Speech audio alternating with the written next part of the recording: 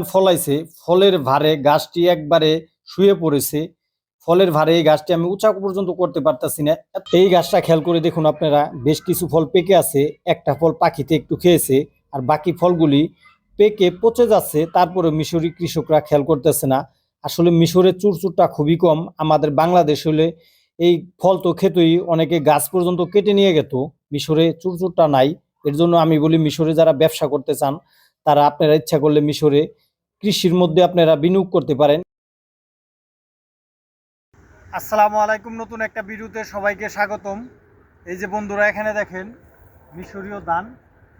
তবে আজ আমার মূল উদ্দেশ্য ধান দেখানো না, তবে ধান ক্ষেত সামনে পড়ে গেছে তাই আপনাদের সাথে একটু শেয়ার করলাম। আজ মূলত আপনাদের আমি মিশরের পার্সিমন ফল বাগান দেখাবো, কি পরিমাণ ফল ধরে সেই দৃশ্য আপনাদের আজকে আমি দেখাবো। আলহামদুলিল্লাহ, খেয়াল করে দেখেন এখানে কি সুন্দর ধান হয়েছে। মিশরীয় আরবি ভাষায় ধানকে রুজ বলে, চাউলকেও রুজ বলে, ভাতকেও রুজ বলে। মিশরে খুব একটা ধানের চাষাবাদ হয় না, কারণ মিশরীদের জাতীয় খাবার যেহেতু রুটি, ধানের থেকে হাজার গুণ বেশি চাষ হয় গম। মিশরীরা খুব একটা ভাত পছন্দ করে না। এরা মাসে হয়তো 2-1 দিন ভাত খায়, বেশিরভাগই রুটি খেয়ে থাকে। এদের সরকারিভাবে রুটি দেয় এবং বিভিন্ন দোকানে, ফ্যাক্টরিতে রুটি কিনতেও পাওয়া যায়। মিশরীদের যতটুকু ভাতের চাহিদা আছে তার 60% এই ধান রোপণ করে এরা চাহিদা মেটায়। বাকি 40% চাউল এরা বিভিন্ন দেশ থেকে আমদানি করে, যেমন থাইল্যান্ড, ইন্ডিয়া এবং ভিয়েতনাম থেকে চাউল আমদানি করে। সাওয়ার রুস রুস ইনতা আমিলে كويس تمام. يا زياد ايه.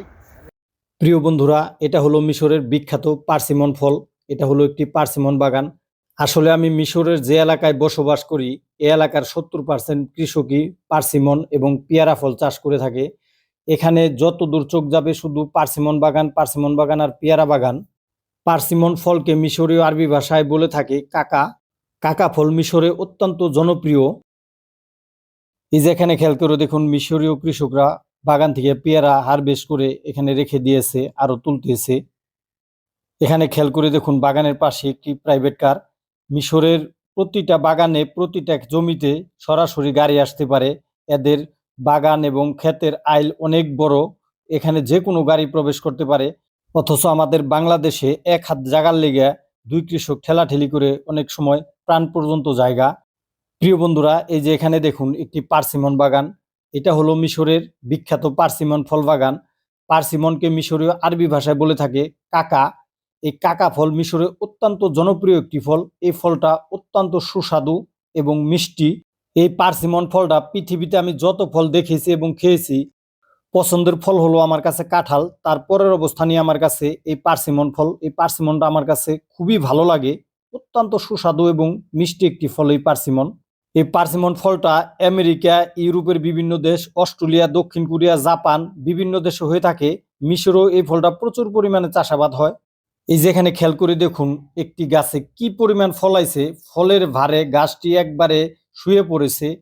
ফলের ভারে এই গাছটি আমি উঁচা পর্যন্ত করতে পারতাছি না, এত পরিমাণ ফল ধরছে এবং গাছে ফল পেকে আছে। যদিও পার্সিমনের এখনো মূল সিজনটা আসে নাই, পার্সিমনের মূল সিজনটা আসতে আরো 1 মাস সময় লাগবে। সবে মাত্র শুরু হয়েছে পার্সিমনের সিজন। মিশর হলো পৃথিবীর অন্যতম একটি বড় ফল রপ্তানিকারক দেশ। মিশরে পার্সিমন সহ আঙ্গুর, আপেল, বেদানা, খেজুর বিভিন্ন ফল এরা চাষাবাদ করে থাকে। পৃথিবীর অন্যতম একটি বড় ফল রপ্তানিকারক দেশ হলো এই মিশর, এবং পৃথিবীর 1 নাম্বার খেজুর উৎপাদনকারী দেশ হলো এই মিশর। মিশরে ফল এবং সবজি পৃথিবীর অন্যান্য দেশের তুলনায় খুবই কম দাম। মিশরকে বলা হয় মরুর দেশ, তবে অন্যান্য মরুর দেশের মতো মিশরের মরুর দেশ না। মিশরের মাটি অত্যন্ত উর্বর। এই মাটিতে যাই রোপণ করা যায় তাই হয়ে যায়, বিশেষ করে বিভিন্ন ফল ফলট। মিশরি কৃষকরা খুব একটা রাসায়নিক সার বীজ ব্যবহার করে না। এদের কৃষি পুরাটাই নির্ভর করে মূলত গোবর সার সহ বিভিন্ন জৈব সারের উপর। এর জন্য মিশরের মাটিগুলি খুবই ভালো আছে।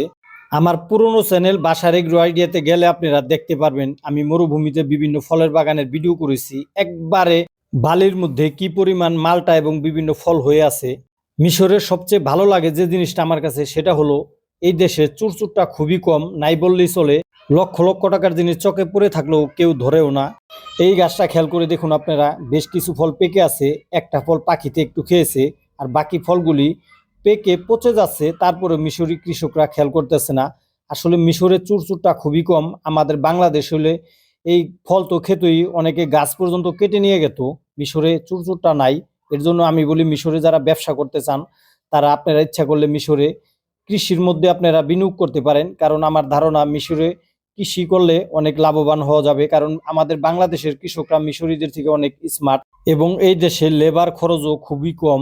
আমার ভিডিওটি ভালো লাগলে দয়া করে আমার চ্যানেলটি সাবস্ক্রাইব করবেন। আর ইতিমধ্যে যেসব বন্ধু বান্ধব আমার চ্যানেলটি সাবস্ক্রাইব করেছেন তাদেরকে অসংখ্য ধন্যবাদ। আর পার্সিমন ফলের যেহেতু মূল সিজনটা আসে নাই, অল্প কিছুদিন পরে মূল সিজনটা আসবে, তখন আপনাদের পার্সিমন ফলের ভালো করে ভিডিও দিব ইনশাল্লাহ। এই পার্সিমন ফলের ডাল বুনলেও হয় এবং চারা রোপণ করলেও হয়, তবে বেশিরভাগ মিশরীরা এরা চারাই রোপণ করে থাকে।